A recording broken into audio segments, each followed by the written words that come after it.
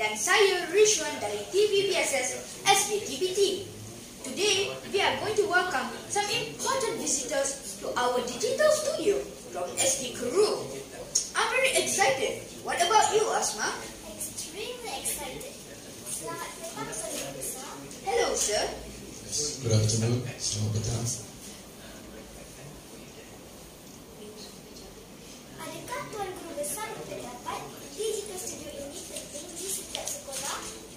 Ya, pada pendapat saya, studio digital sangat penting kerana dasar pendidikan digital ini merupakan usaha kerajaan untuk melahirkan generasi fasa digital yang berdaya saing, membawikan guru dan juga murid. Therefore, every school should have a digital studio and create digitally proficient students.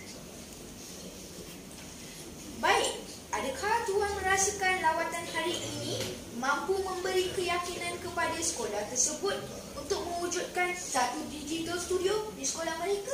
Ya, saya rasa model digital studio kita sesuai untuk sekolah mereka kerana studio kita lengkap dengan keperluan asas yang sebuah studio digital perlukan untuk beroperasi. It will provide a good idea to set up their own digital studio. Alright, thank you sir for your time. Terima kasih. Terima kasih, welcome. Thank you very much. So far, has this benchmarking trip given you a lot of information? Bagi saya, dengan buku yang datang hari sangat menakjubkanlah bila saya lihat TVBSS yang berada di Sekolah Persatuan Besar ini sangat luar biasa.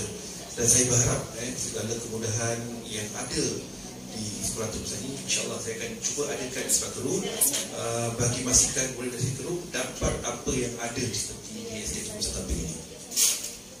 Terima kasih, Tuan Guru Besar. Thank you sir for sharing your time with us. Okay, terima kasih sama-sama.